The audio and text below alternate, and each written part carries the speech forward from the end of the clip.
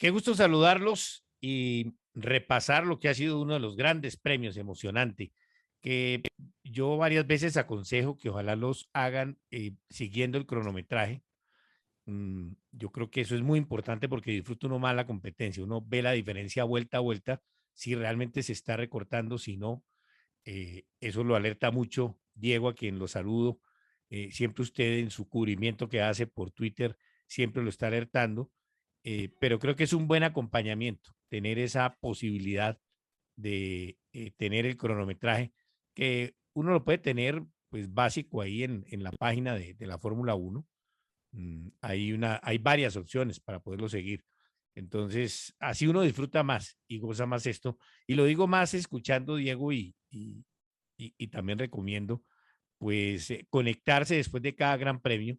Esta vez le correspondió en el amanecer madrileño por la diferencia horaria con América, el Par Fermé, que creo que lo sitúa uno muy bien con todas las ilustraciones que usted presenta en todas las ocasiones. Y hablar ya pues de este gran premio que repito, pues fue emocionante, siguiéndolo uno segundo a segundo, viendo cómo se recortaba, qué pasaba, tratando de entender. Y creo que ha sido una de las carreras emocionantes por efecto de cómo se jugaron los papeles, cómo se inició con esa gran reacción que también explicó usted en Par Fermé, que vamos a explicárselo también a los oyentes de Motores RCN, cómo reaccionó Lewis Hamilton y que ya hay más información. Yo diría que falta solamente una información que he visto en MotoGP, que a mí me gusta mucho, las pulsaciones. ¿Cómo están de pulsaciones cada uno de los pilotos? Eso también es interesante. Diego, bienvenido. ¿Qué tal, Germán? Sí, ahí, bueno, hoy en día a través de Fórmula One TV hay una cantidad de información diferente que uno puede tener durante la carrera, pero claro, depende del nivel de concentración y de estrés que quiera cada uno para ver la carrera, ¿no? Porque hay gente que prefiere verla comentando y pues ver de vez en cuando el cronometraje y ya, o simplemente pues dejar que le cuenten todo en el televisor, ¿no? O en el dispositivo en el cual tenga para ver la carrera. Pero obvio, hoy en día hay muchas más herramientas, mucha más información. Se puede escuchar la transmisión en inglés, se puede escuchar en alemán, en diferentes idiomas a través de esta aplicación de One TV que también pues suministra otro tipo de información, más lo que se puede encontrar siguiendo a ciertas personas en las redes sociales o ciertos perfiles. Sí. Y en este caso, pues había que estar muy al detalle porque se pasan cosas, ¿no? Y a veces, pues, obvio, no muchos han estado en el ambiente, inmersos en el ambiente de la Fórmula Uno, como lo ha hecho usted, y eso pues le da una visión diferente. Y eso pues es muy clave para poder entender lo que se vivió, una carrera muy estratégica, donde las dos grandes potencias en este momento, Mercedes y Red Bull, y no importa el orden como lo digamos, eh, se dieron a esa batalla, una batalla que dejó como saldo final que doblara la diferencia Max Verstappen, que arrancó perdiendo en la carrera, pero que arrancó ganando en la clasificación. No pintaba así el fin de semana, pero él hizo la pole y logró estar en la posición número uno, que la perdió al inicio de la competencia, pero al final el resultado es que ha doblado la diferencia de 6 a 12 puntos en la tabla del general del campeonato, en un campeonato que hay que remontarse tal vez a la temporada en la cual Hamilton perdió con Rosberg, para repasar momentos en que se vivió esa emoción. Después de ese duelo de Rosberg con Hamilton, pues prácticamente se estaba definiendo el campeonato sin mayores problemas. Sí, ha sido pues un fin de semana en el que nuevamente ha estado como oscilando el péndulo en términos de quién tiene el mejor rendimiento en diferentes momentos del fin de semana. Pareció que iniciando las prácticas libres del viernes, Mercedes estaba con una ventaja que iba a ser muy difícil de remontar para Red Bull, pero luego salió a la luz que en realidad pues era más un tema de qué tanto estaban exigiendo la unidad de potencia respecto a Red Bull, y ya en la segunda práctica libre se igualaron mucho más las cosas. Luego el sábado ya fue más evidente que estaban bastante equiparadas las cargas, sino un poco a favor de Red Bull, y eso se confirmó luego durante la clasificación y más en la primera parte de la carrera, más allá de que Hamilton hubiese tomado la punta en la primera curva con una mejor reacción, una mejor aceleración respecto a Max Verstappen, ¿no? Pero como estaba de apretada la cosa y con lo que había mostrado Red Bull, era evidente que iban a tener revancha durante la carrera y pues Max Verstappen no perdió la cabeza después de haber perdido la primera posición y supo mantener la presión, ejecutar la estrategia junto a su equipo para luego colocarse al frente y no devolver la punta más adelante. Yo sigo discutiendo mucho ese tipo de partidas en las cuales el piloto que siente que va a perder la primera posición, en este caso, quien partía en la pole, Max Verstappen, se cruce la pista de una vez para tratar de evitar el ingreso por la parte interna de quien partía en el puesto número 2, pero que tenía esa línea por la parte interna de carrera. Creo que allí se asumen riesgos y creo que allí en la conducción, no sé si uno arranca con las llantas derechas y apuntando más a hacer una muy buena salida de la curva número 1, pues le vaya mejor que cruzando el carro para tratar de evitar que lo pasen, sobre todo en una pista tan ancha como la que teníamos en el Gran Premio de los Estados Unidos, en el Circuito de las Américas en Austin, Texas. Bueno, yo creo que pues los pilotos lo manejan de diferentes formas, pero es claro que cuando está la cosa así, pienso yo que juega más la presión que se puede ejercer sobre el rival que está intentando adelantar en ese momento para tratar de prevalecer, ¿no? Y es un poco pues lo que ya habíamos visto durante la temporada en múltiples ocasiones y que pues no iba a ser diferente, ¿no? O sea, no vamos a esperar que Max Verstappen arranque recto y haga el punto de frenada donde siempre lo hace en la primera curva, sabiendo que Hamilton arrancó mejor que él y que va por dentro, porque eso le va a dar la oportunidad a Hamilton de abrirse más también y tener una trazada incluso mejor y superar más fácil a Verstappen. Entonces, yo creo que eso ya lo tienen muy estudiado de ellos, saben pues cómo reacciona el uno y el otro a lo que a las acciones o a las reacciones del otro y pienso que pues fue simplemente el tratar de defender algo que ya tenía bastante perdido, ¿no? Max Verstappen, porque en esos primeros metros ya cuando el otro está igualado y está por dentro en la primera curva, sobre todo con una primera curva tan lenta, ya iba a ser muy difícil para Verstappen prevalecer y lo que intentó fue como estrangularlo un poco a ver si aflojaba y a ver si conseguía de alguna forma por lo menos salir lado a lado, sabiendo que la curva 2 la iba a tener a favor.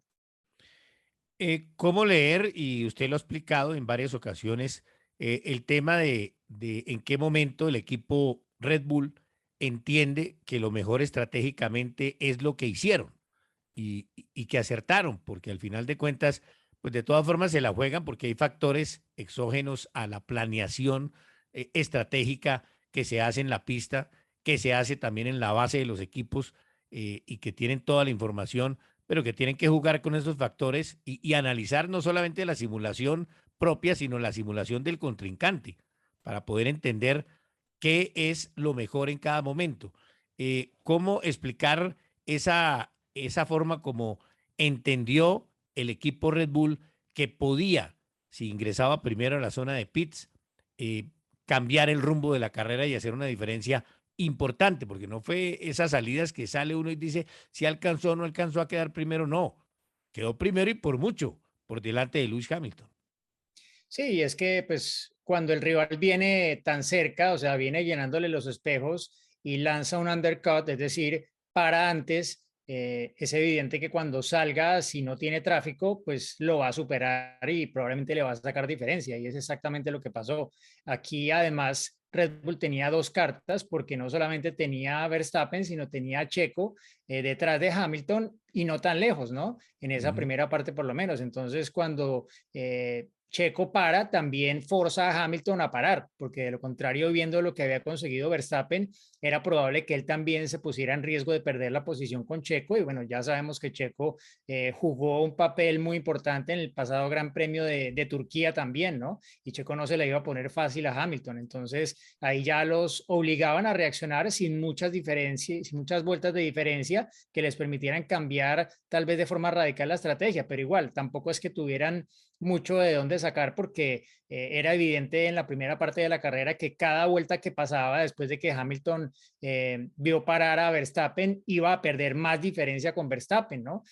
Porque Verstappen pues tenía un ritmo superior con los neumáticos hard que no tenía que gestionar tanto como los neumáticos medium del inicio, ¿no? Entonces, yo creo que allí pues jugaron pues dos cosas. Uno, que tenía más ritmo Verstappen. Dos, que tenían a Pérez un poco para forzar también la parada de Hamilton y que pues igual le estaban arriesgándose un poco, ¿no? Porque parar en la vuelta 10 era muy temprano, era prácticamente lo que estaban viendo los que habían arrancado con el neumático soft, pero pues tenían la diferencia para, sí, tener tal vez algo de tráfico a la salida, pero que ellos pensaban que podían sortear rápidamente y así fue como lo hicieron. Sí. Al final, pues las cosas se están dando. De pronto, pues se pensaba que Valtteri Bottas iba a estar más cerca, que podía generar algún tipo de situación diferente. Estuvo solo, trató de avanzar, pero el desempeño no se dio. Pues uno pensaba que si viene de ganar un gran premio, pues tenía con qué de pronto recuperar. Pero ¿qué factores fueron los que influyeron para que no entrara como ninguna posibilidad a jugar para su equipo Mercedes?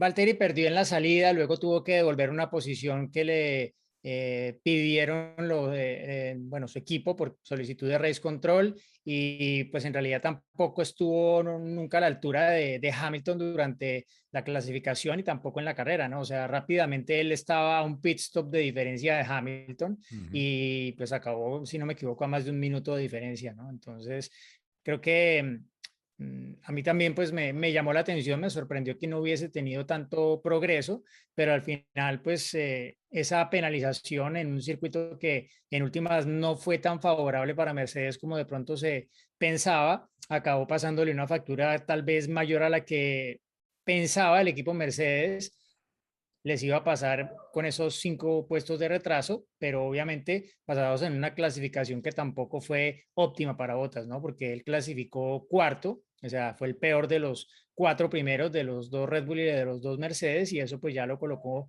bastante más atrás de lo que probablemente ellos esperaban en la parrilla. Hablemos de esa parte definitiva donde se pensaba las cosas podían cambiar. Dice, bueno, ya Mercedes se jugó una carta en el primer ingreso a la zona de pits, pues tiene que jugarse otra que le permita pues devolvérsela al equipo Red Bull.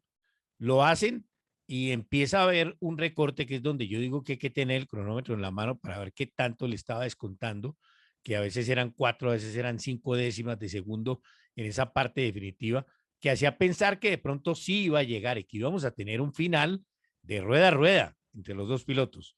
Pero en la parte crucial se da de pronto que esa progresión se detiene y es más, a 2 vueltas de pronto se alarga. Y dice uno, bueno, pero ¿qué pasó aquí? Que no se dio esa posibilidad para que hubiésemos visto un final rueda a rueda. Pues porque cuando ya Hamilton está muy pegado detrás de Verstappen, ya empieza a sufrir por la turbulencia que genera el Red Bull, ¿no? Uh No es -huh. lo mismo que cuando tiene la pista libre y puede ir al ritmo que él quiera, ya tiene una limitante, sobre todo en las zonas donde más necesita el apoyo aerodinámico y esto pues al final fue lo que frenó un poco ese progreso que traía y ese descuento frenético que hacía sobre Verstappen en las vueltas finales. Aparte de eso, en la penúltima vuelta cometió un error Hamilton en la curva 11, en la horquilla antes de la recta más larga, que es donde pues más sacaba provecho en términos de la velocidad tope el Mercedes y en especial Hamilton en ese duelo con Verstappen y allí pues perdió en ese segundo sector y en esa curva 11 eh, ese impulso que traía con el descuento se fue bastante ancho y ya allí pues se complicó la cosa. Además, justo en ese momento estaban llegando detrás de Mick Schumacher y cuando llegaron a la última zona del circuito, el último sector, Verstappen, bueno, más bien Mick Schumacher no le cedió el paso rápidamente a Verstappen, pero al mismo tiempo le dio el beneficio del DRS, porque cruzaron en la Uh zona -huh. de detección a menos de un segundo de diferencia detrás Verstappen de Mick Schumacher, y pues esto le dio el beneficio a Verstappen de poder usar el DRS sobre la recta de meta y eso le permitió obviamente abrir un poco más de diferencia iniciando la última vuelta de carrera, sabiendo que Hamilton pues igual se podía venir con todo en ese último giro, pero ya lo iba a tener muy complicado porque no estaba en rango de RS. Se viene hablando mucho de ese tema del aire sucio, que se genera cuando viene un vehículo y atrás lo que deja es unas turbulencias que generan inestabilidad en el vehículo que lo sigue y de allí la dificultad de sobrepaso. Yo me anticipo porque ya nos va a tocar pronto empezar a hablar de lo que viene en el reglamento. Esto se ha hablado de que va a cambiar con el cambio técnico que se avecina para la temporada 2022. Sí, es la promesa que hay un poco de la Fórmula 1, de todo lo que han estudiado, de todo lo que han desarrollado para que los autos no dependan tanto de la aerodinámica, de la carga que se genera por encima del auto, sino más de la que se genera por debajo del auto, que se afecta menos cuando se está detrás de otro auto, cuando se está muy cerca, y eso pues va en teoría a reducir un poco ese efecto del aire turbulento sobre quien está intentando ganar la posición a otro piloto, ¿no? Entonces, es un poco la promesa, ya veremos en la práctica cómo se da, porque hasta ahora solo se han hecho pruebas en los simuladores, pero Ujú. pues en teoría son herramientas que están bastante afinadas hoy en día para que den una lectura muy aproximada a la realidad, ¿no? Pero pues ya veremos con qué sale cada uno, porque obvio, pues el reglamento técnico en el aerodinámico es muy complejo y los equipos sí o sí van a buscar el mayor rendimiento, no necesariamente un auto que cumpla con ese principio y esa filosofía que tienen estas nuevas reglas. También se debe hablar de, yo recuerdo ahora a Michael Schumacher que decía en las últimas ocasiones cuando le tocó vivir esta nueva tecnología de la Fórmula Uno, que tocaba administrar las llantas, que tocaba que él pues disfrutó más los años en que se salía a tope y se gastaba la gasolina que había que gastar y por eso había el reaprovisionamiento de combustible. Las llantas se gastaban y había que cambiarlas y listo, cambiemos llantas, lo que sea, pero vamos siempre a tope.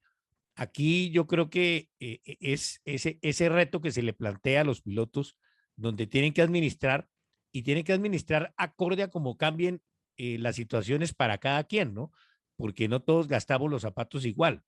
El Red Bull gasta las llantas de una forma, con la puesta a punto de Max Verstappen, seguramente no es exactamente igual en el carro de Sergio Pérez, que requiere de otra puesta a punto y gastará las llantas de otra forma.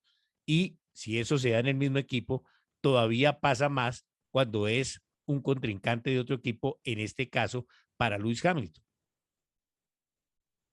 Sí, en realidad eso depende de cada uno, de la puesta a punto del auto, de la selección del compuesto, de cuál es la situación de carreras, de si está cerca o no de un rival, porque igual Verstappen habría podido acabar los neumáticos detrás de Hamilton en la primera parte de la carrera. Uh -huh. Tal vez en alguna medida sí se vieron afectados por estar tan cerca de Hamilton y colocar esa presión, pero también pues eso iba de la mano con que ellos sabían que si esto ocurría, probablemente es algo que tenían planeado y conversado, pues podían, si tenían el margen, entrar a boxes y anticipar mucho más de lo que probablemente se imaginaba Mercedes esa primera parada en boxes, ¿no? Teniendo como resorte que habían probado con Checo Pérez el neumático hard el viernes, que esto no lo hizo Mercedes, y ellos tenían mucha más lectura de cómo se iba a comportar el neumático que iban a usar durante la mayor parte de la carrera. Y claro, esto le pasó factura a Pérez durante la carrera, por ejemplo, porque él solamente tenía un neumático hard y cuando paró la primera vez tuvo que colocar un medio usado, ni siquiera nuevo, porque si no hubiese perdido la vuelta de clasificación de Q2, lo habría tenido, pero como tuvo que salir otra vez a la pista con neumáticos en medium nuevos en Q2, se quedó con prácticamente todo usado. Lo único que tenía nuevo era un hard y no dos como sus rivales, y un soft que solo le serviría de pronto para ir a buscar la vuelta rápida si tenía la diferencia para parar en boxes y no perder la posición de podio, que al final no fue el caso, ¿no? Porque aparte de eso estaba afectado físicamente y no tenía realmente un muy buen ritmo en la segunda parte de la carrera. De hecho, 2/3 de la distancia de carrera estuvo bastante mal físicamente el mexicano. Entonces sí, es una situación que depende de muchos factores, que a veces es muy difícil poder leer y saber qué piloto está gestionando mal los neumáticos. El mismo Hamilton en esa primera parte de la carrera, por más presión que tuviera de Verstappen, seguro que él también estaba haciendo cierta gestión del neumático para poder llegar a esa vuelta que se habían planteado, hacer la primera parada, que seguramente pues fue menos de lo que inicialmente tenían en su plan de estrategia de carrera porque se vieron forzados a hacerlo antes debido al ataque de Pérez. Sí, ahí, como dicen, pues manejar por el espejo para no distanciar tanto el contrincante, pensando en que hay que ir más o menos al ritmo de él y no establecer un ritmo para generar una distancia para poder cuidar los neumáticos. Hablando de esa parte física de lo que le afectó a Sergio Pérez, quien pasó la meta tercero, de acuerdo a sus declaraciones, dejó de funcionarle el sistema en el cual él podía tomar líquido para precisamente estar en la mejor forma posible y ya pues uno con, como dicen, con la garganta seca y deseando tomar un trago, un sorbo de agua, pues las cosas se le complicaron. Pero también me llamó la atención, yo decía, mire, debe estar Max Verstappen haciendo igual que Hamilton al final vueltas de clasificación, o sea, pensando en los neumáticos, llegar a la meta, pero también exigiéndose al máximo. Sin embargo, a mí me llamó la atención y por eso decía buenísimo ver lo de las pulsaciones, porque noté a Verstappen en la radiocomunicación al final muy tranquilo, o sea, no se veía pues así como que acaba de terminar la carrera ganando, no, yo lo noté muy tranquilo versus como ha venido pues terminando Lewis Hamilton, que obvio no es lo que vimos en alguna ocasión que se le atribuye a que él vivió el tema del coronavirus y de alguna forma le afectó, pero me llamó la atención esa forma, no se habla mucho de la preparación física de Max Verstappen, pero ese testimonio deja ver que sí está en muy buena forma también. Sí, Germán, es el más joven de los tres, ¿no? Y hay Ujú, una diferencia de edad suficientemente grande que obviamente le permite pues estar mucho más tranquilo físicamente, digamos, por el mismo nivel de preparación, va a estar mucho más tranquilo Verstappen, ¿no?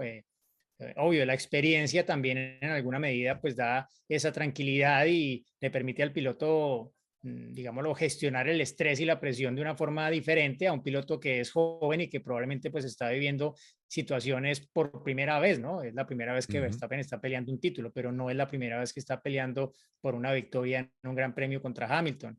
Entonces, yo creo que sí, él pues trabaja, la vida de Max Verstappen está dedicada al 99% a ganar el título del mundo de Fórmula 1 y pues a eso coloca toda su energía. Hamilton pues tiene una forma diferente de llevarlo y pues cuando no está en las carreras está totalmente aislado a veces de ese mundo y no está pensando ni enfocado en que tiene que llegar a ganarle la siguiente carrera a Verstappen, sino en sus desfiles de modas, en eh, la fiesta del uno, sí, una cantidad de cosas que pues yo digo que eso depende de la personalidad de cada uno, ¿no? Y pues es la forma de llevar su balance Hamilton, que pienso le permite llegar más fresco a los fines de semana de carrera y pues no llegar ya cargado con la presión, una cantidad de cosas en la cabeza que muchos pilotos se meten tanto en el tema que ya se generan una cantidad de presiones sin haberse siquiera sentado en el auto, ¿no? Eso no pasa con Lewis Hamilton y probablemente pues lo sufra más Max Verstappen, aparte obviamente por su no digo inexperiencia, sino por la diferencia de experiencia que tiene respecto a Hamilton. Sí, no sé, Helmut Marcos y manejando a Hamilton, ¿cómo sería esa relación sabiendo todo lo que hace Lewis Hamilton extra Fórmula Uno? Pero Diego, ya regresando pues a lo que fue la competencia y mirando lo que se vivió con motivo de la carrera, pues yo creo que vale la pena pues ver lo que fue la clasificación al final, que fue muy pequeña la diferencia, apenas un segundo y 333 milésimas de Verstappen a Hamilton en el paso por meta. Pérez sí, seguramente por ese tema de lo que sufrió, pasó a 42 segundos y allí yo creo que ese distanciamiento generó la posibilidad que no se diera para que Pérez atacara y le quitara el punto de la vuelta más rápida a Hamilton. Creo que ese distanciamiento ya les dijo, los puso a pensar si lo hacían o no lo hacían. Bueno, sí, exacto, es lo que decía antes. Si él paraba, perdía el podio, Ujú, porque tendría que adelantar a Leclerc. Aparte, si no estaba bien físicamente, pues pedirle que marque la vuelta rápida iba a ser complicado. claro. Gran carrera de Charles Leclerc, ¿no? Y pasó inadvertido porque todo estaba centrado obviamente en la lucha por la victoria del Gran Premio de los Estados Unidos, pero qué bueno que se ve un Ferrari en esta ocasión que estuvo por delante del resto con Charles Leclerc. Sí, ha sido una muy buena carrera, una muy buena clasificación también la que hizo, porque estaba en un momento del fin de semana un poco perdido respecto al ritmo que tenía su compañero de equipo, ¿no? Estaba sufriendo mucho con el último sector y después en clasificación fue donde más brilló justamente Leclerc en esa última parte del circuito, que es donde había que llevar los neumáticos vivos para que no empezara a sufrir la parte trasera del auto, ¿no? Entonces, en realidad ha sido un súper fin de semana para Leclerc, ya se coloca por delante de Sainz en el Campeonato del Mundo y pues toma un poco impulso ya para estas últimas carreras del año en las cuales Ferrari pareciera estar, por lo menos este fin de semana, por delante del equipo McLaren, ¿no? Así que pues hubo ese duelo sobre todo de Sainz con Richardo, con Norris, pero Leclerc estaba a un nivel por encima de los dos McLaren. Sí, y por lo menos pudo sacudirse de ese dominio que en algunas ocasiones le ha marcado su compañero de equipo Carlos Sainz. Y Richard Olgo también parecido, porque él ha venido sacudido por Norris, pero en esta ocasión logró estar mejor que su joven compañero de equipo. Yo diría que Norris no estuvo muy bien este fin de semana, ¿no? En la Ujú. carrera, sobre todo, más allá de la clasificación, en la carrera, en las primeras vueltas cometió varios errores y allí ya de alguna forma sentenció su resultado, ¿no? Richardo, por el contrario, pues él siempre está inspirado en Austin, o sea, le gusta mucho estar en los Estados Unidos, le encanta Austin y el circuito también le gusta mucho, ¿no? Más allá de quejarse por los baches y todo esto, que pues para otros pilotos era un problema a él le gustaba porque dice que eso le da carácter al circuito, ¿no? Y realmente pues acompañó un poco el comportamiento del auto a ese mood positivo que traía Richardo para este Gran Premio de los Estados Unidos y ha terminado pues en esa muy buena quinta posición por delante de Valtteri Bottas, quien al final el finlandés dio cuenta de Sainz en ese duelo que traía en la parte final de la carrera. Norris, Tsunoda y Vettel completaron los otros tres pilotos que marcaron puntos. Creo que una buena carrera de Tsunoda, de estar ahí, y creo que le hizo, si no estoy mal, un buen sobrepaso a Vettel, o la pelearon ahí, estuvieron peleándola. Sí, no sé, la verdad no estuve muy pendiente de lo que ocurría con su noda, más allá de que estaba por delante de Gasly al inicio de la carrera y Gasly estaba un poco molesto porque sentía que estaba perdiendo ritmo detrás de él y luego pues tuvo ese problema con el daño en una suspensión Gasly y esto pues dejó a su noda como el único representante de Alfa Tauri en los puntos y al final pues logró sumar, ¿no? Que ya llevaba varias carreras sin hacerlo, no cometió realmente grandes errores durante el fin de semana, se ayudó un poco del compuesto soft para poder avanzar de Q2 a su Q3, pero lo importante es que esto lo ha convertido en puntos en una temporada en la que está tratando de venir a más un poco en el cierre, porque sí que ha cometido varios errores durante el año y de hecho durante la segunda parte de la carrera le costó algún tiempo también a Max Verstappen, no le cedió el paso tan rápidamente como hubiese querido probablemente el equipo Red Bull. No sé si Helmut Marko le habrá dicho algo por ello, pero sí que no fue el más rápido en reaccionar a las banderas azules de Verstappen, sabiendo que pues son equipos primos hermanos. El campeonato con este puntaje pues nos pone a Verstappen con 12 puntos de diferencia a favor frente a Hamilton, Bottas que es tercero, Pérez que es cuarto y ya pues se establece allí una pelea por ese tercer puesto, porque ya con el nivel que ha logrado Pérez, pues creo que se la va a poner de para arriba a Bottas y ese va a ser otro duelo interesante para ver. Leclerc, que ahora pues se pone en ese quinto puesto, Norris, que está quinto, y Leclerc, que está ahí, y vamos a ver qué pasa con Norris, que venía siendo pues el mejor del resto, pero ya ha venido decayendo. En el caso del duelo de Sainz y Leclerc, pues ahora ya las cosas se invierten y va a ser bonito pues este duelo también entre los dos compañeros de equipo que han mostrado pues ser muy parejos hasta ahora, eh, frente a lo que pensaba de pronto, yo también lo pensaba, que de pronto Sainz le iba a costar trabajo con Leclerc, que es el que viene hecho al equipo, porque el nuevo es Sainz. Y sin embargo, Sainz sí le ha hecho chico a Leclerc y de hecho, pues están ahí peleándola y estaba antes por delante de él. Ese va a ser un buen duelo entre estos dos compañeros de equipo ferraristas. Sí, veremos, ¿no? En lo que queda de temporada cómo se resuelve. Em, por ahora, pues ha estado apareciendo más en el podio Sainz que su compañero de equipo, pero la ventaja en términos de rendimiento en velocidad como tal, pues ha conseguido ya estar en la pole repetidamente en lo que va de la temporada Leclerc y no es el caso con Sainz, ¿no? Y en ese mano a mano de los sábados, obviamente está por delante Leclerc, pero pues están ahí bastante apretados en los puntos, suele ejecutar muy bien las carreras Sainz, es una de sus fortalezas.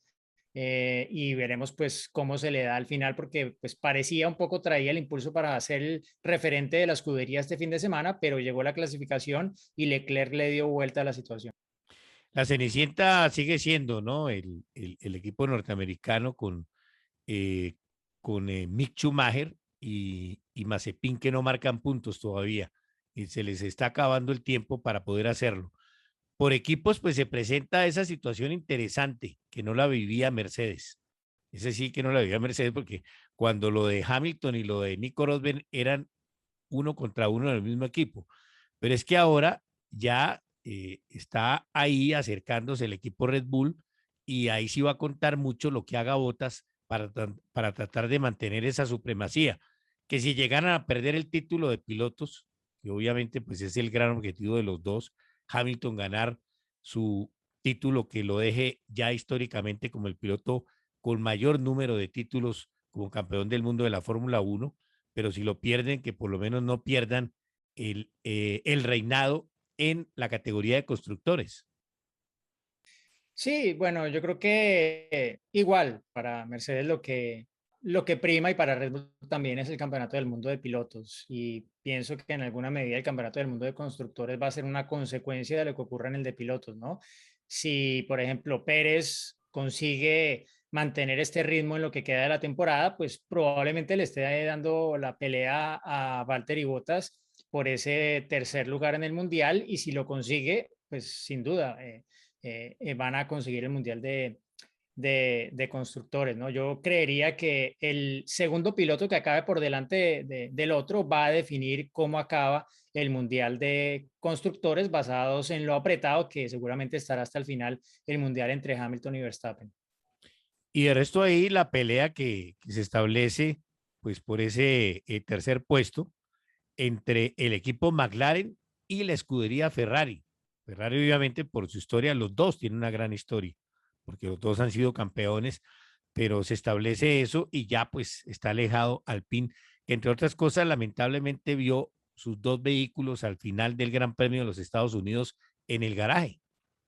Sí, problemas, bueno, esas ondulaciones, los baches del Circuito de las Américas le pasaron factura a varios, entre ellos a Gasly y también a los autos del equipo Alpine, desafortunadamente. Y esto, pues, en teoría es algo que ya se va a resolver para el próximo año porque la pista se va a reasfaltar para 2022. Así que, pues, eh, al final este tema que era uno de los temores que había antes de este Gran Premio de los Estados Unidos, sí que ha pasado factura, pero sobre todo a estos equipos, ¿no? En el caso de Red Bull tuvieron que hacer un refuerzo del ala trasera también.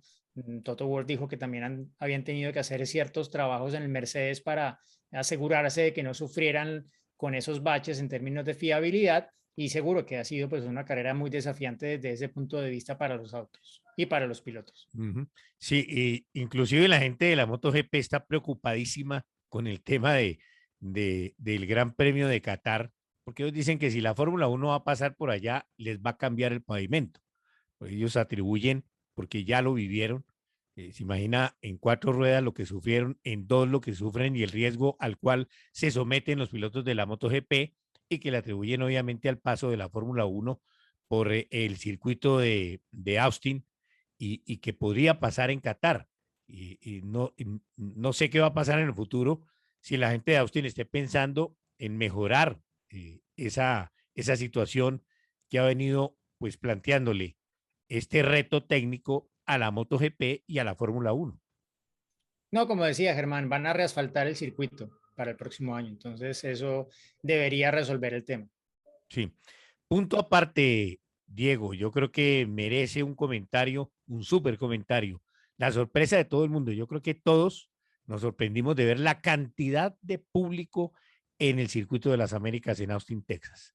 Creo que esto supera todo lo que cualquiera hubiese pensado y buenísimo para los dueños de la Fórmula Uno, que son norteamericanos hoy en día, para lo que deben estar pensando la proyección de la Fórmula Uno en territorio norteamericano.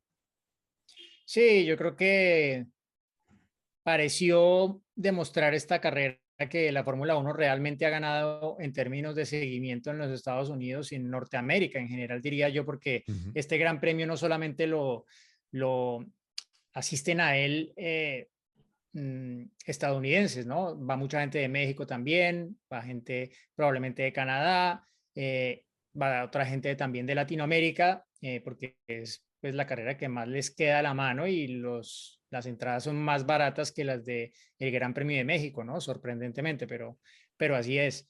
Entonces, eh, pareciera que realmente sí que todo este tema de Drive to Survive y este lapso que ha habido de casi 2 años entre la carrera anterior y esta en Austin ha marcado un periodo de crecimiento muy acelerado de la Fórmula Uno a nivel de seguimiento en los Estados Unidos. También hay que decir que durante este lapso ha hecho un poco efecto ese cubrimiento que se hace de la Fórmula Uno a través de ESPN en Estados Unidos, ¿no? Que ujú. eh, ESPN, pues si colocan sus canales, digámoslo, principales, la Fórmula Uno, más allá de que el horario probablemente no sea el más favorable para las audiencias, pero sí que esa continuidad ha venido generando cada vez más seguimiento también, acompañado pues de ese fenómeno de Drive to Survive y cómo pues ha enganchado eso mucha gente a ver las carreras, a seguir a los personajes, etcétera, ¿no? Entonces, creo que todo esto sumado pues está llevando a que realmente la Fórmula Uno se plantea a futuro tener más de 2 carreras en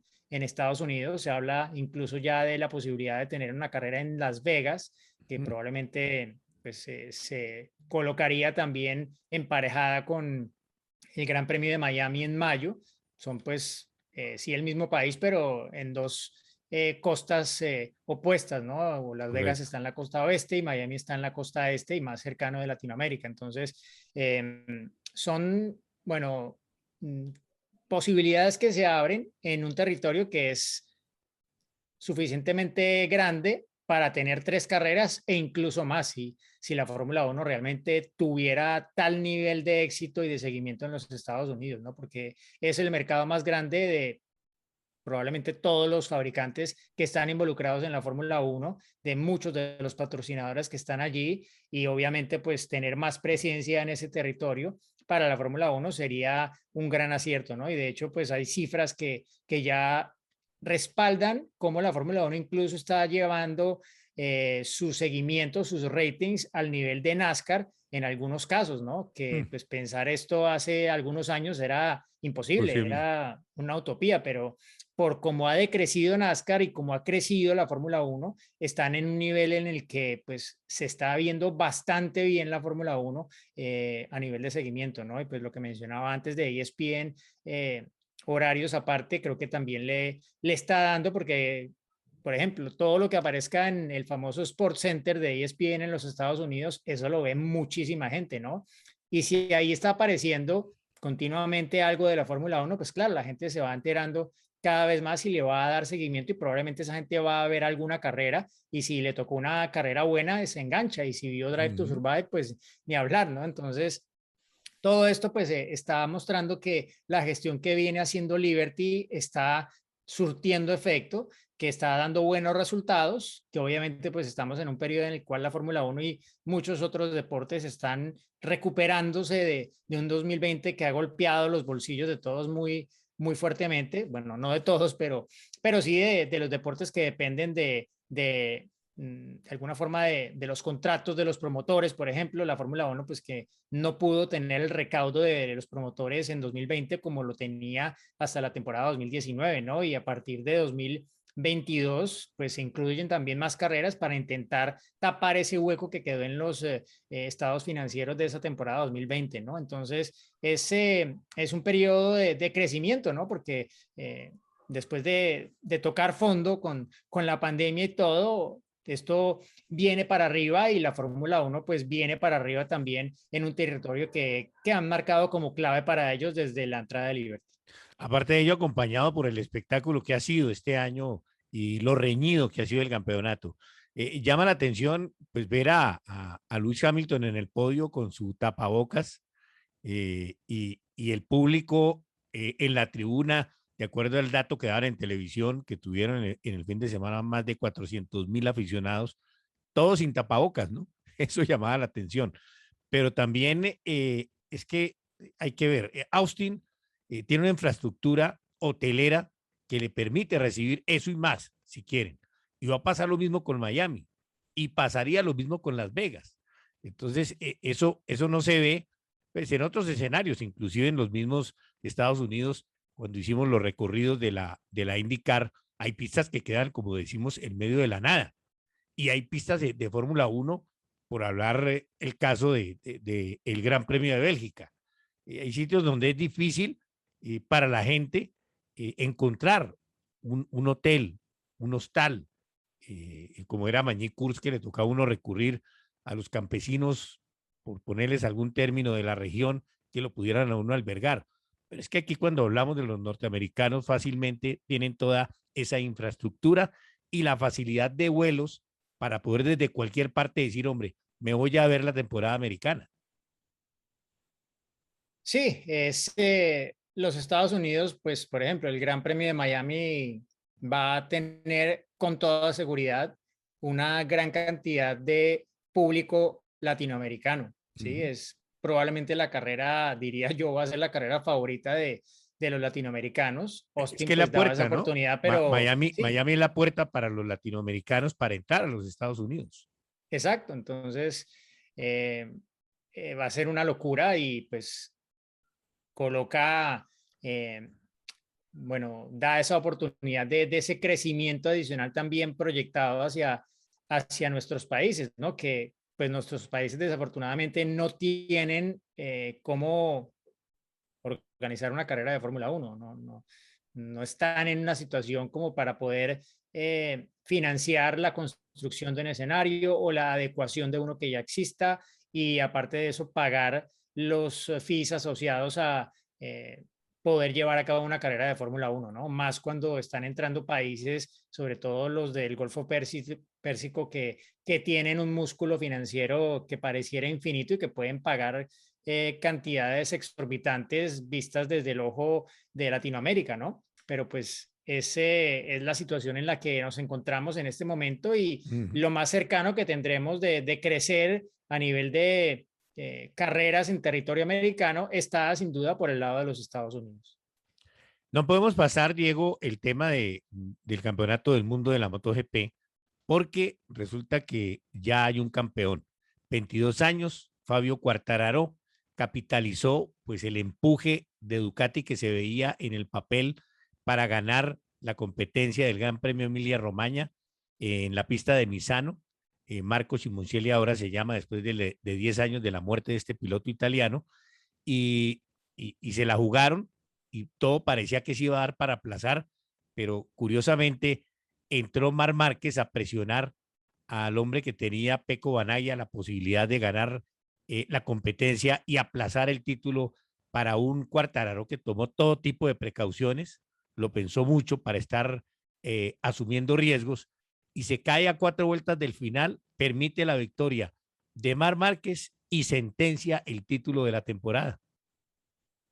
Sí, bueno, yo personalmente esperaba que el año pasado hubiese sido el de la consagración de Quartararo, pero al final, pues por diferentes motivos no se dio. Creo que era cuestión de cuándo, no de si se iba a dar o no, y al final, pues lo ha conseguido de forma anticipada en este 2021, un piloto francés que es bastante español por su formación Uh -huh. en el motociclismo, habla perfecto español y que pues seguramente empezará a construir sobre esto, ¿no? ha aprovechado, Primer por francés, ¿no? supuesto. Que gana en la MotoGP, un título. Exacto, exacto. Una categoría que pues tiene también ahí a Johan Zarco y que pues probablemente vendrá una camada como consecuencia del éxito de estos pilotos, ¿no? Que es lo que usualmente pasa con una nación que no ha tenido un título a este nivel, luego pues se convierte en estos pilotos en ídolos de las nuevas generaciones que quieren emularlos a ellos en el futuro, ¿no? Entonces, pues es cierto también que ha logrado aprovechar Quartararo, que no ha estado Marc Márquez en plena forma todavía.